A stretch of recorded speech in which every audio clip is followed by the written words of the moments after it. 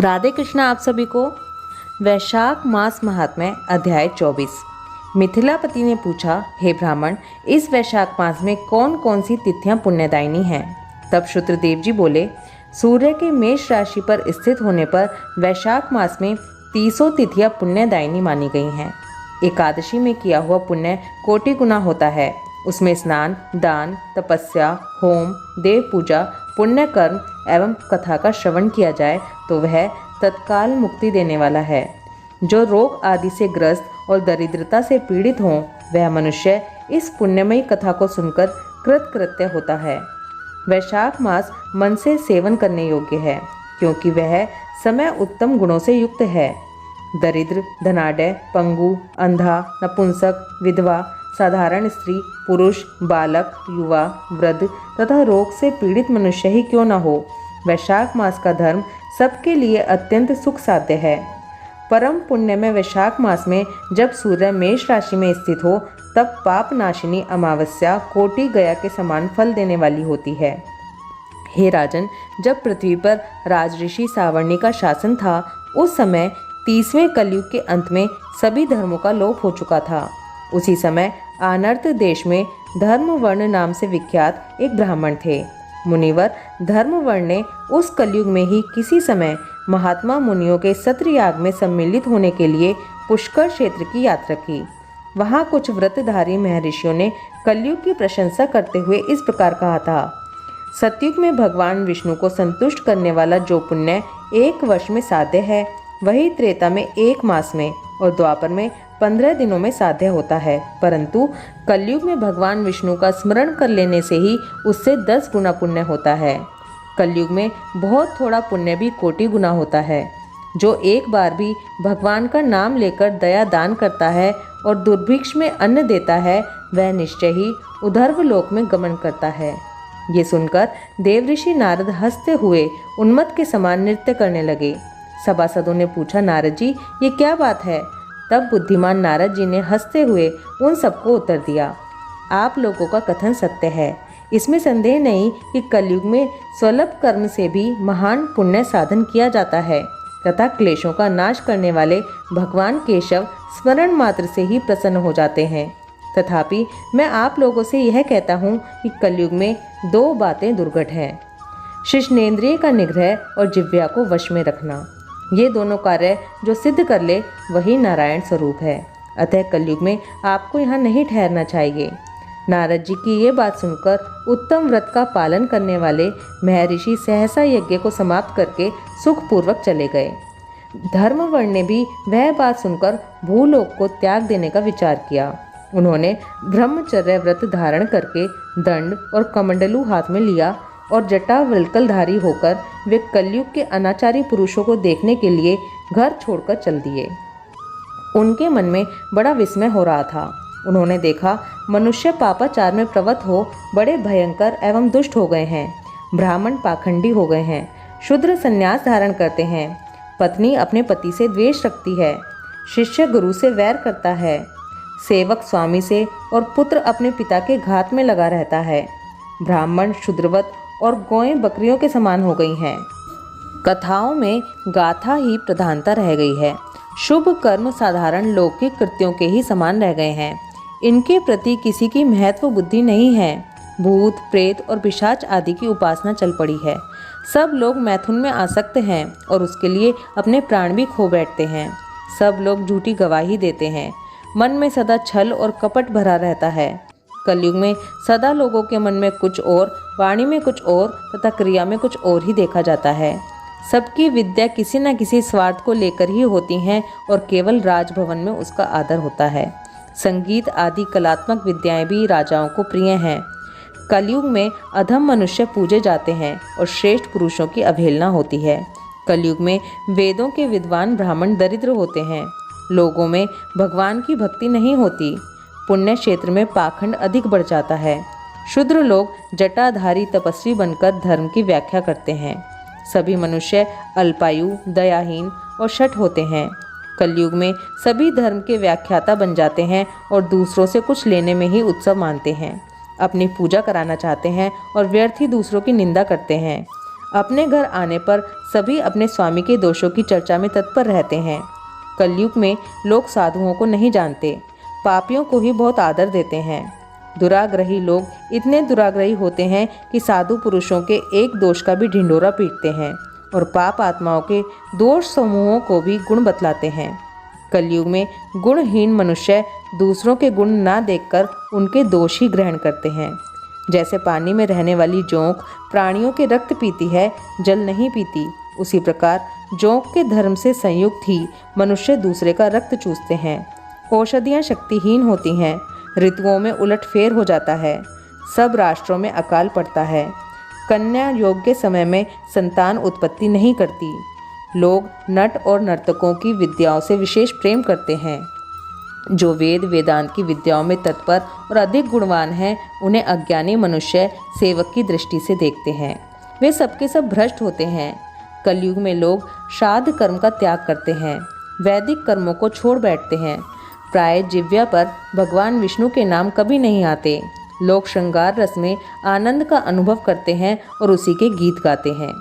कलयुग के मनुष्यों में ना कभी भगवान विष्णु की सेवा देखी जाती है, ना शास्त्रीय चर्चा होती है, ना कहीं यज्ञ की दीक्षा है, ना विचार का लेश है, ना तीर्थ यात्रा है और ना दान धर्मी होते देखे जाते हैं।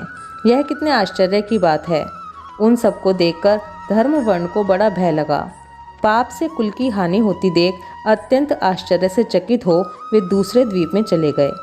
सब द्वीपों और लोकों में विचरते हुए बुद्धिमान धर्मवर्ण किसी समय कौतूहलवश पितृलोक में गए।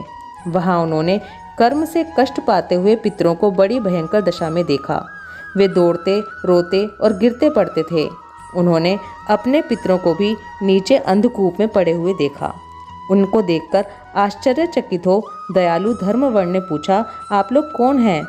किस कर्म के प्रभाव से इस अंधकूप में पड़े हैं? पितरों ने कहा, हम श्रीवत्स गोत्र वाले हैं। पृथ्वी पर हमारी कोई संतान नहीं रह गई है, अतः हम श्राद्ध और पिंड से वंचित हैं।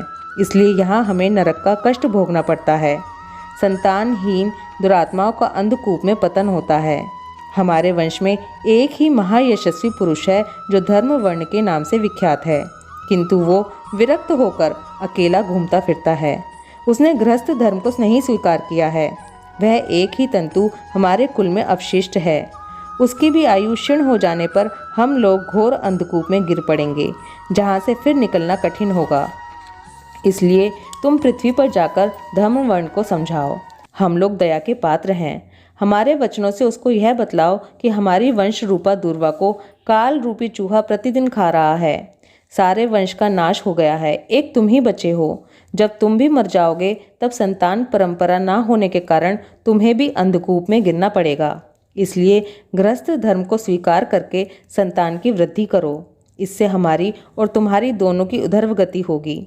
यदि एक भी पुत्र वैशाख, माघ या कार्तिक मास में हमारे उद्देश्य से स्नान, श्राद्ध और दान करेगा तो उससे हम लोगों की उधर्वगति होगी और नरक से उद्धार हो जाएगा।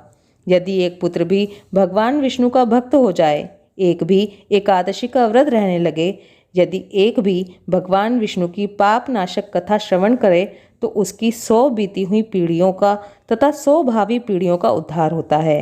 वे पीढ़ियां पाप से अवृत होने पर भी नरक का दर्शन नहीं करती। दया और धर्म से रहित उन बहुत से पुत्रों के जन्म से क्या लाभ, जो कुल में उत्पन्न होकर सर्वव्यापी भगवान नारायण की पूजा नहीं करते। इस प्रकार प्रिय वचनों द्वारा धर्म वर्ण को समझाकर तुम उसे विरक्तिपूर्ण ब्रह्मचर्य आश्रम से गृहस्थ आश्रम में प्रवेश करने की सलाह दो। पितरों की ये बात सुनकर धर्मवर्ण अत्यंत विस्मित हुआ और हाथ जोड़कर बोला, मैं ही धर्मवर्ण नाम से विख्यात आपके वंश का दुराग्रही बालक हूँ। यज्ञ में महात्मा नारद जी का यह वचन सुनकर कि कलयुग में प्राय कोई भी रसनेन्द्रिय और शिष्णेन्द्रिय को दृढ़तापूर्वक संयम में नहीं रखता, मैं दुर्जनों की संगति से भयभीत हो अब तक दूसरे दूसरे द्वीपों में घूमता रहा। इस कलयुग के 3 चरण बीत गए, अंतिम चरण भी 3.5 भाग व्यतीत हो चुका है। मेरा जन्म व्यर्थ बीता है, क्योंकि जिस कुल में मैंने जन्म लिया उसमें माता पिता के ऋण को भी मैंने नहीं चुकाया। पृथ्वी के भारभूत उस शत्रुतुल्य पुत्र के उत्पन्न होने से क्या लाभ, जो पैदा होकर भगवान विष्णु और देवताओं तथा पितरों की पूजा ना करे। मैं आप लोगों की आज्ञा का पालन करूंगा। बताइए पृथ्वी पर किस प्रकार मुझे कलयुग और संसार से भी बाधा नहीं प्राप्त होगी। धर्म वर्ण की बात सुनकर पितरों के मन को कुछ आश्वासन मिला। वे बोले, बेटा तुम गृहस्थ आश्रम स्वीकार करके संतान उत्पत्ति के द्वारा हमारा उद्धार करो। जो भगवान विष्णु की कथा में अनुरक्त होते, निरंतर श्री हरि का स्मरण करते और सदाचार के पालन में तत्पर रहते हैं, उन्हें कलयुग बाधा नहीं पहुंचाता। जिसके घर में शालिग्राम शिला या महाभारत की पुस्तक हो, उसे भी कलयुग बाधा नहीं दे सकता। जो वैशाख मास के धर्मों का पालन करता, माघ स्नान में तत्पर होता और कार्तिक में दीप देता है, उसे भी कली की बाधा नहीं प्राप्त होती। जो प्रतिदिन महात्मा भगवान विष्णु की पापनाशक और मोक्षदायिनी दिव्य कथा सुनता है, जिसके घर में बलि वैश्वदेव होता है, शुभकारिणी तुलसी स्थित होती है तथा जिसके आंगन में उत्तम गौ रहती है, उसे भी कलयुग बाधा नहीं देता। इस पापात्मक युग में भी तुम्हें कोई भय नहीं है। शीघ्र पृथ्वी पर जाओ। इस समय वैशाख मास चल रहा है। ये सबका उपकार करने वाला मास है। सूर्य के मेष राशि में स्थित होने पर 30 तिथियां पुण्यदायिनी मानी गई हैं। एक एक तिथि में किया हुआ पुण्य कोटि कोटि गुना अधिक होता है। उनमें भी जो वैशाख की अमावस्या तिथि है, वो मनुष्यों को मोक्ष देने वाली है। देवताओं और पितरों को यह तिथि बहुत प्रिय है। शीघ्र ही मोक्ष की गति प्राप्त कराने वाली है।